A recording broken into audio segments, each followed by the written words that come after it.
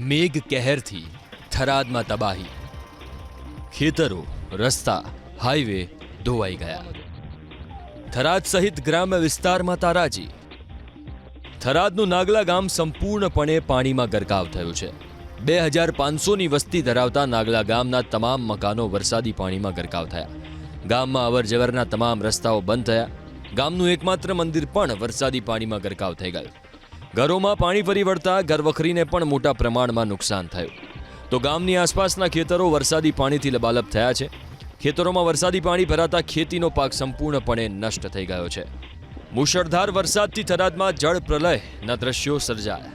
વરસાદ રોકાયાના કલાકો વીત્યા છતાં થરાદ પંથકની ચારે તરફ હજુ પણ વરસાદી પાણીનું સામ્રાજ્ય જોવા મળી રહ્યું છે. સતત બીજા દિવસે થરાદ ભાભર હાઈવે પરથી વરસાદી પાણી ઓસર્યા નથી. થરાદ મીઠા અને ભાભર જવાના રસ્તે સંપૂર્ણપણે પાણી જોવા મળી રહ્યા છે. આખો રસ્તો પાણીમાં ગરકાવ હોવાથી ગ્રામજનોને ભારે હાલાકી ભોગવવી પડી રહી છે. નાના તમામ વાહનોની અવરજવર બંધ થઈ છે. માત્ર ટ્રેક્ટરની મદદથી જ લોકો અવરજવર કરી રહ્યા છે. એટલું જ નહીં, કમર સુધીના પાણીમાંથી લોકો એક ગામમાંથી બીજા ગામમાં જવા માટે મજબૂર બન્યા છે. આ તરફ માંગરોળથી પીલુડા જવાનો ભારતમાલા સર્વિસ રોડ પણ વરસાદી પાણીના તેજ પ્રવાહમાં સંપૂર્ણપણે ધોવાઈ ગયો. સર્વિસ રોડ પરનું નાળું ધોવાતા એક તરફનો વાહન વ્યવહાર ઠપ થયો. સર્વિસ રોડ ધોવાતા વાહન ચાલકો પણ અટવાતા એબીપી અસ્મિતાના કેમેરામાં કેદ થયા. તો રેલ નદીના પાણીથી ડુવાથી પાવડાશન જવાનો રસ્તો પણ ધોવાઈ ગયો. રસ્તો બંધ થતાં વાહન વ્યવહાર ઠપ થયો, જેથી લોકોને હાલાકી ભોગવવાનો વારો આવ્યો. મુશળધાર વરસાદથી કૃષિ પાકને પણ મોટા પ્રમાણમાં નુકસાન થયું. થરાદની આસપાસના વાવ, વડગામડા, દોડગામ, કોઠીગામ સહિતના ગ્રામ્ય વિસ્તારોની 11,000 વીઘા કૃષિ જમીન પર વરસાદી પાણી ફરી વળ્યું. ખેતરો તળાવમાં ફેરવાતા બાજરી, મગફળી, જુવાર, એરંડા અને દાડમના પાકનો સોથ વળી ગયો.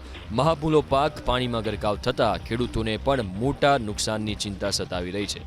સરકાર તાત્કાલિક સર્વે કરી સહાય કરે તેવી ખેડૂતોની માંગ. બનાસકાંઠામાં સર્જાયેલી તારાજીને પગલે રાહત અને બચાવ કામગીરીમાં 5 અધિક કલેક્ટરોની નિમણૂક કરાઈ. તાલુકા દીઠ 1 અધિક કલેક્ટરના સુપરવિઝનમાં રાહત અને બચાવની કામગીરી ચાલી રહી છે. અત્યાર સુધીમાં 1678 લોકોનું સ્થળાંતર કરીને સુરક્ષિત સ્થળે ખસેડવામાં આવ્યા. તો 297 પૈકી 133 ગામોનો વીજ પુરવઠો પણ કાર્યરત કરાયો છે. થરાદમાં વરસેલા ધોધમાર વરસાદથી નીચાણવાળા વિસ્તારોમાંથી 30થી વધુ લોકોનું સ્થળાંતર કરવામાં આવ્યું. સ્થળાંતર કરેલા તમામ માટે આનંદનગર પ્રાથમિક શાળામાં રહેવા અને ભોજનની વ્યવસ્થા કરાઈ.